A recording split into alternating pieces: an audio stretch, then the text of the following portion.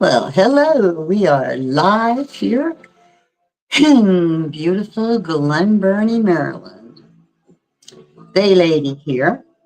Sharon Schultz is my name. Um, I am known for my virtual tours, started way back during COVID, right? Um, this little series right here, this is my On Irish Time series where you never know where I'm going to turn up or what we're going to talk about or see. Um, Now, my tours, if you're interested in seeing more of them or revisiting tours or what have you, you can find me on Facebook. The Bay, no, Sharon Schultz. No, wait a minute, hold on. Facebook is the Bay Lady.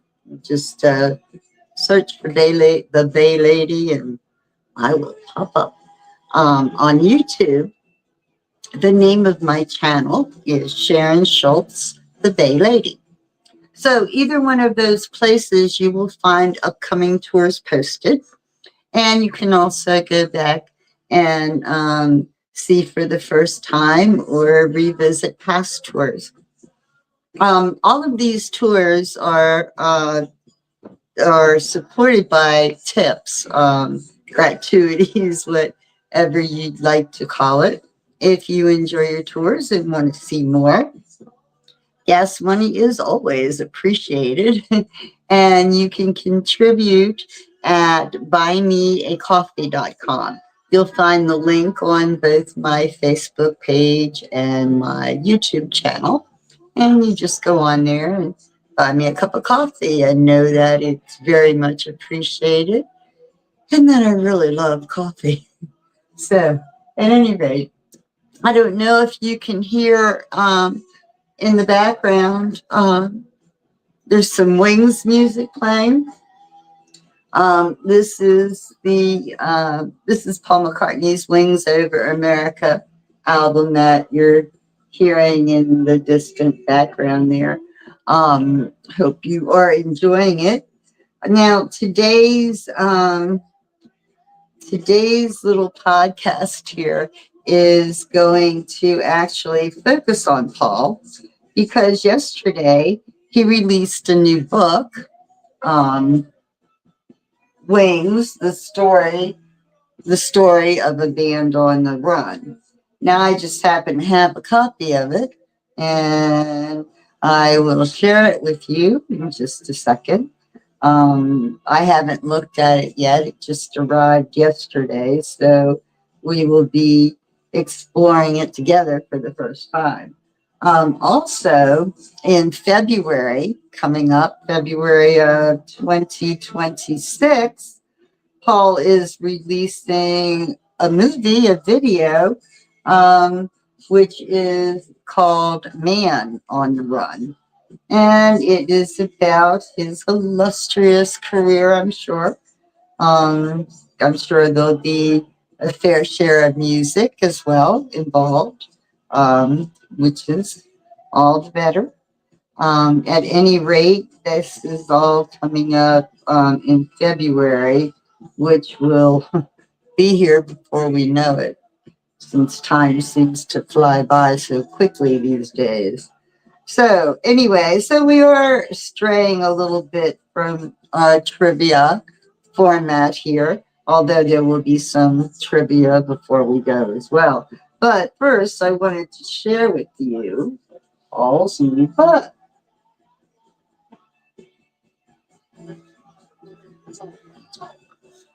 There we go. Paul McCartney. The story, oops, which one? The story of a band on the run. On the back, it says, we're all just these human beings wanting love. And I always hoped that Wings would reflect that kind of love. I was very proud that it did. Signed, Paul McCartney. Quite interesting. Oh, here's the inside cover. It's Wings, the original Wings, right? I should change my mirror around here. Okay. The original Wings. Wait a minute, I have an idea. Let me do this. There we go. It makes it a little bit better. So let's see. We've got from right to left. We have. Oh my goodness, I'm drawing a blank. I know that dude's name right there. Oh, Jimmy McCullough, Denny Lane, Joe English, Linda McCartney, and of course Paul. Let's see what else we have here. Wings. Oh, okay. Wings, the story of Band on a Run and Oral History. Paul McCartney, edited by Ted Widmer. I don't know who that is. It was published by the Liverite Publishing Corporation, wherever that is. Okay, so let us read then the foreword by Paul McCartney. First of all, here's the first photo in the book, the first photo after the table of contents. Paul McCartney, Campbelltown, Scotland, 1976. Okay. Forward. Well, the rain exploded with a mighty crash as we fell into the sun. The strangest rumors started floating around just as the Beatles were breaking off, that I was dead. We had heard the rumor long before, but suddenly in that autumn of 1969, stirred up by a DJ in America, it took on a force of its own, so that millions of fans around the world believed that I was actually gone. At one point, I turned to my new wife and asked, Linda, how can I possibly be dead? She smiled as she held our new baby, Mary, as aware of the power of gossip and the absurdity of these ridiculous newspaper headlines as I was. But she did point out that we had beaten a hasty retreat from London to this remote farm up in Scotland, precisely to get away from the kind of malevolent talk that was bringing the Beatles down. But now that over half a century has passed since those crazy times, I'm beginning to think that the rumors were more accurate than one might have thought at the time. In so many ways, I was dead. A 27-year-old about to become ex-Beatle, drowning in the sea of legal and personal woes that were sapping my energy, in need of a complete makeover. Would I ever be able to move on from what had been an amazing decade, I thought? Would I be able to surmount the crisis that seems to be exploding daily? 3 years earlier, I had bought this sheep farm in Scotland on the suggestion of one of my accountants. At the time, I wasn't very keen on the idea.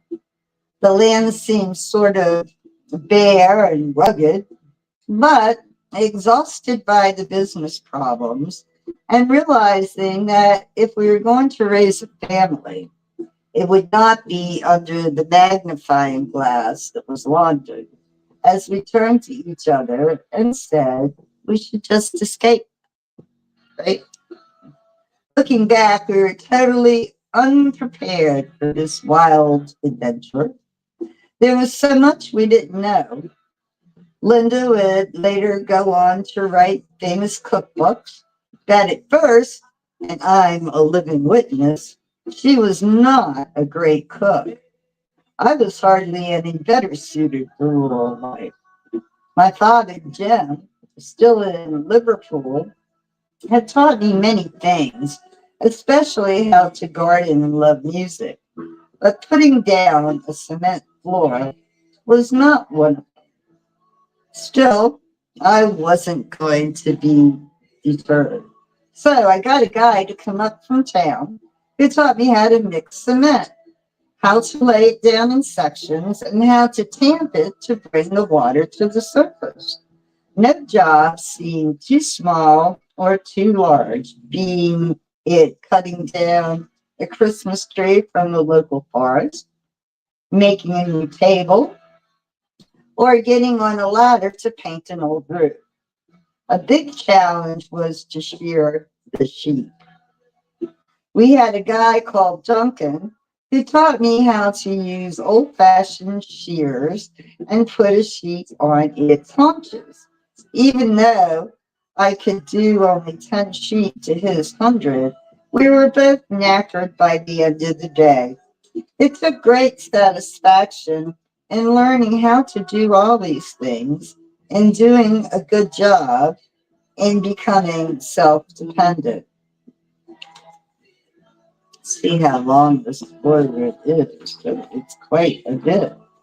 I don't think we will read it all today, but we should read a little bit of it more here. When I think back on it, the isolation was just what we needed.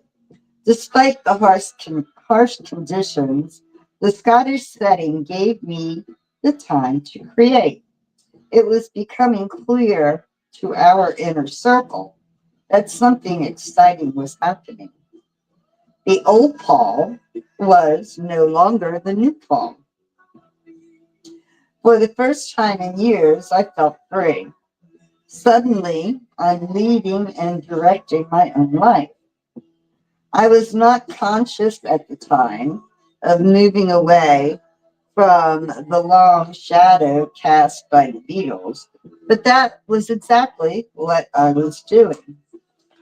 And in creating these early songs that would become part of McCartney, Ram, and Wing's early songbook, I was doing stuff I hadn't been able to accomplish in the past. Essential to this newfound freedom and success was Linda. On the surface, she and I came from very different backgrounds. On a deeper level, though, we both had been preparing for this journey, this escape to Scotland. She had a pretty conventional upbringing, growing up in quite a traditional family in Scarsdale, which had not the slightest resemblance to Liverpool. She was supposed to have become a society wife with the right number of children going to the right schools and all that, but she wanted to break free of the strict life that had been laid out for her. At first, she got into photography and loved the freedom that came with it. At an early age, she became a big expert on the rock and roll explosion, so much so that she often knew a lot more than I did. But my own journey complemented hers in many ways, particularly in the way we were both so curious and self reliant. While my fellow Beatles bought houses and escaped to the suburbs, I decided to stay in London and absorb as much of the 60s culture as I could, visiting the theater, hanging out with and learning from avant garde composers, experimenting with tape loops, helping to set up the Indica bookshop where we get to hang with folks like William Burroughs and Allen Ginsberg, or go into the home of Bertrand Russell for a chat. Without even knowing it, the paths of Linda and me, while on the surface so different, were strangely converging. At first in London, where we met, but here in Hyde Park, where we would raise our family and create a new band which would help shape my artistic life for the rest of my career, including a wide range of wing songs I still play in my current set. Okay, so that Paul, right, has been touring. Um, he's presently on tour here in the U.S. Actually, I'm not sure. I believe he might be in the Midwest by now. If he's not still on the West Coast, he's working his way across the U.S. to the East Coast. So mighty nice of him. So I've read the first section of Paul's foreword for this book. It's a long foreword, so I am not going to read it all. You can read it for yourself. Let's see.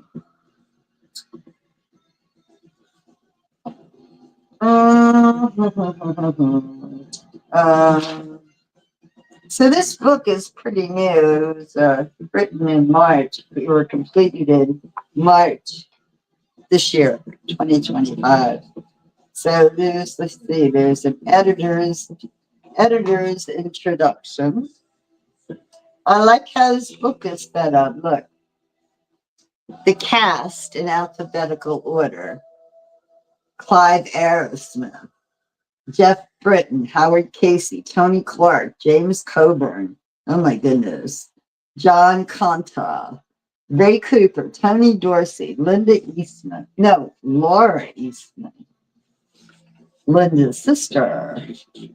And it just goes on and on and on. All the God, it's like a who's of famous people: George Harrison, Dustin Hoffman, Steve Holly, Chrissy Hynde, oh my goodness, Mick Jagger, Lawrence Juber. He was a former McCartney guitarist. Oh my goodness, pages and pages of people in this book. Okay, so part 1, 1969 to 71. This picture credit: Paul McCartney, Clifton House Hotel, Maidenhead, 1969. Chapter 1, In My End is My Beginning. Okay, so I guess there's some type of explanation here in italics. And then it goes on to the people. They all said these things. This is conversations, I suppose, on different subjects. How interesting. Okay. Let's see what else we have. There's a timeline.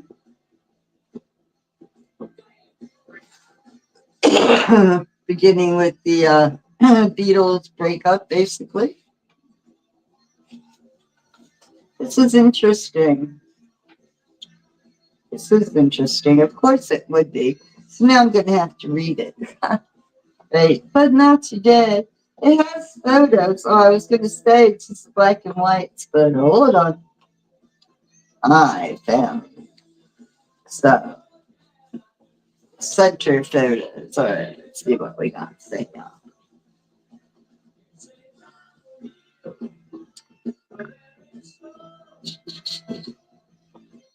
I just can't figure out my direction here. Okay, first photo: Paul McCartney, London, 1969. Second photo: Linda and Paul with Martha, Campbelltown, Scotland, 1970. Oh, nice photo here. Paul and Linda photo shoot for April 1971 issue of Life magazine. This was in Malibu, California. And then up top above, Denny Lane, Heather McCartney, Paul, Linda, and Denny Lane during the wildlife rehearsals in Campbelltown, Scotland. And then below, same deal, the promotional photo for Wildlife. Wildlife was Wings' first album. Oh, isn't this nice?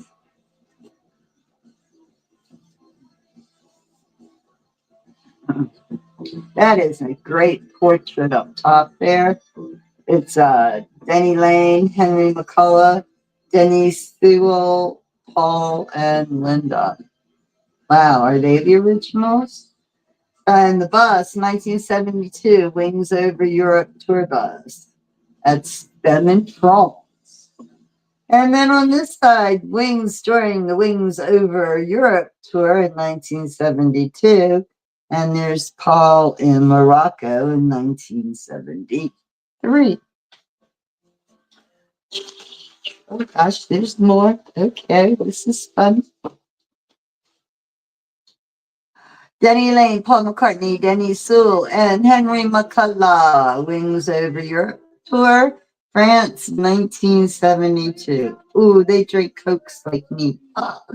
Okay, and then we've got Paul, Denny Lane, and Linda during the Band on the Run sessions. I like Band on the Run. That was in 1973.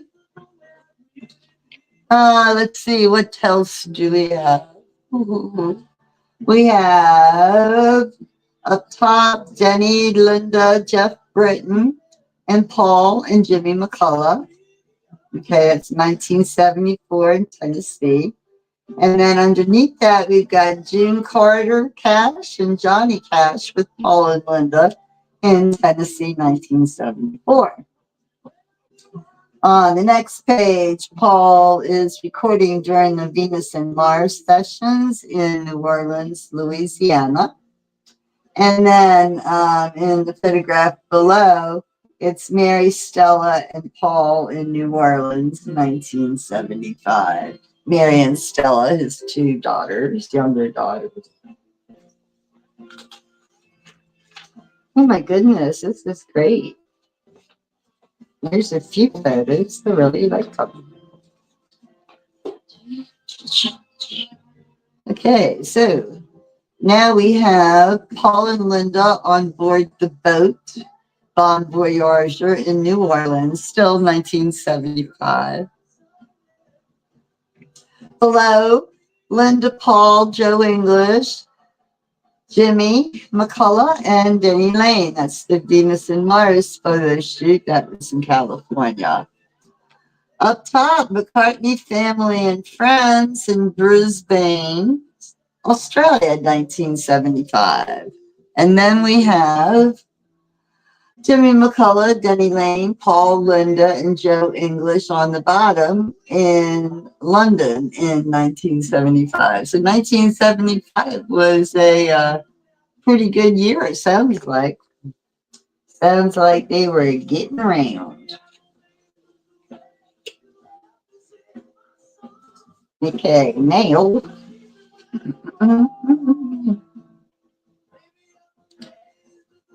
Okay, so now we have on in the top photo in kilts, Denny, Linda, Paul, Joe English, and Jimmy McCullough. This was the Wings Over the World tour taken in Scotland, 1975. And then underneath that,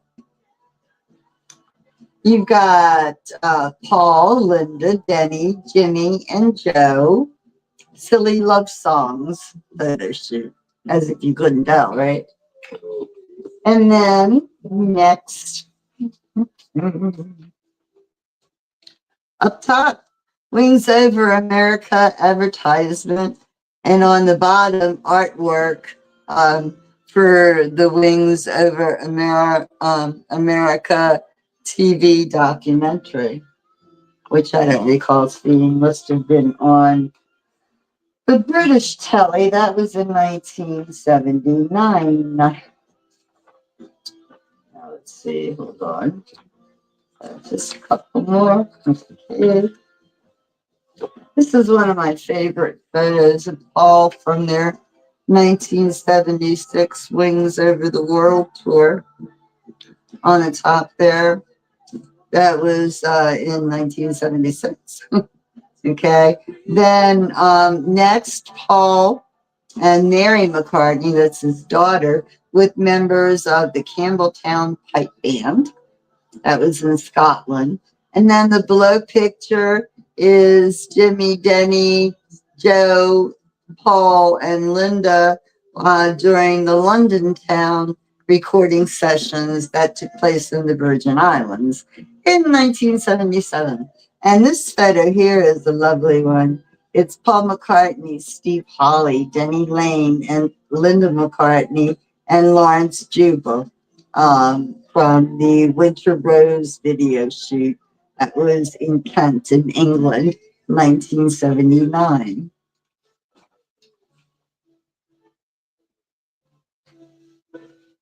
Okay, we've got one more page.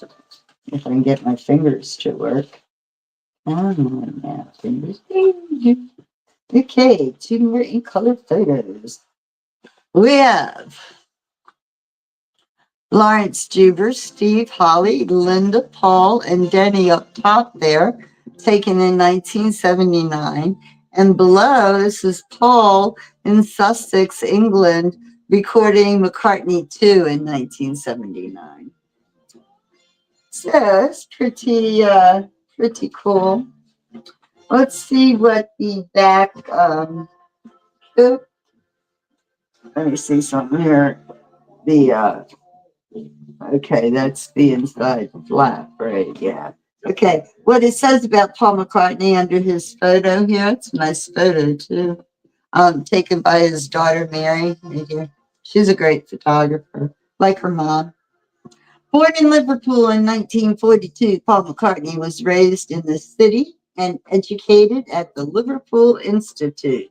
Since writing his first song at 14, McCartney has dreamed and dared to be different. He lives in England. Good to know, yes? Well, that was that's a pretty good book. I think I am going to enjoy reading it. Now, I did promise trivia, and I'm going to do it a little bit differently today, do you believe? So, I'm going to ask you, what year, what, what was, okay, two-part question. What was the name of the first album that Paul McCartney and Wings released, and when was it released? Does anybody know the name of the first album recorded by Paul McCartney and Wings and its release date? Anybody? Any guessers out there? I give you a minute to think about it, to contemplate the answer before I give it to you. Or rather, I'm not going to give you the answer. I have another way of answering the question. So again, no, what was the name of McCartney and Wings' first album? The first album they released, the first album that Paul McCartney released with Wings. Let's put it that way, get real specific there. And when? When did they do that? What year? The year's good enough. When was that? Ready for the answer? Alexa, what was the first album released by Paul McCartney and Wings, and when did he release it? The first album released by Paul McCartney and Wings was Wildlife, which came out in December 1971. Wildlife, December 1971. Alexa, what was the last album released by Paul McCartney and Wings?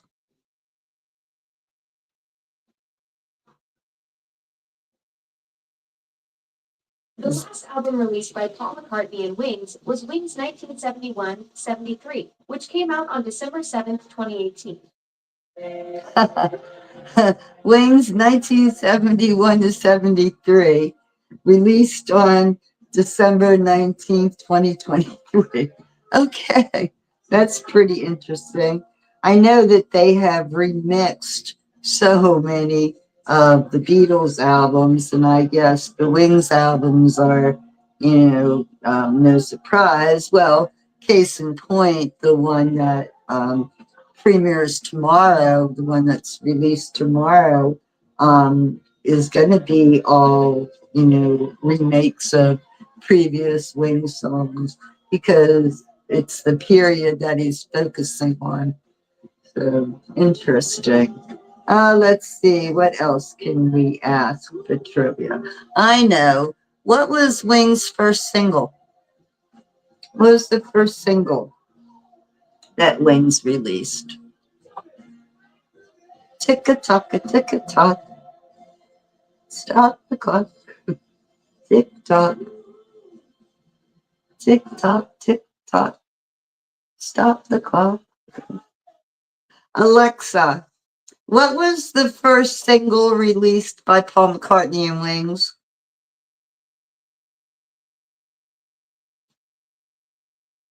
The first single released by Paul McCartney and Wings was Give Ireland Back to the Irish in 1972.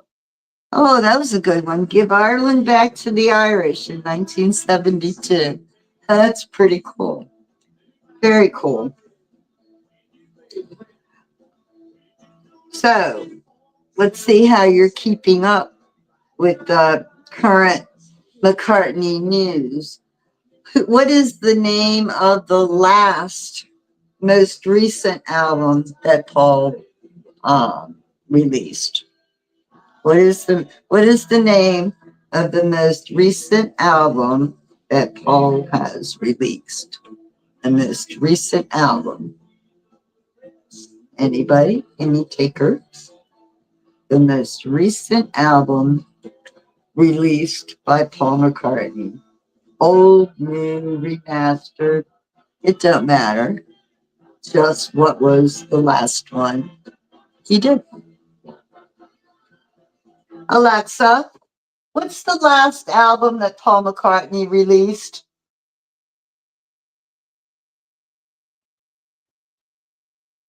Paul McCartney's most recent album is One Hand Clapping, released in 2024.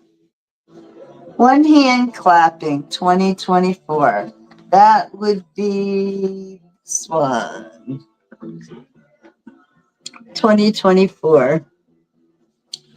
One Hand Clapping, Paul McCartney and Wings. It has 2 discs, double disc.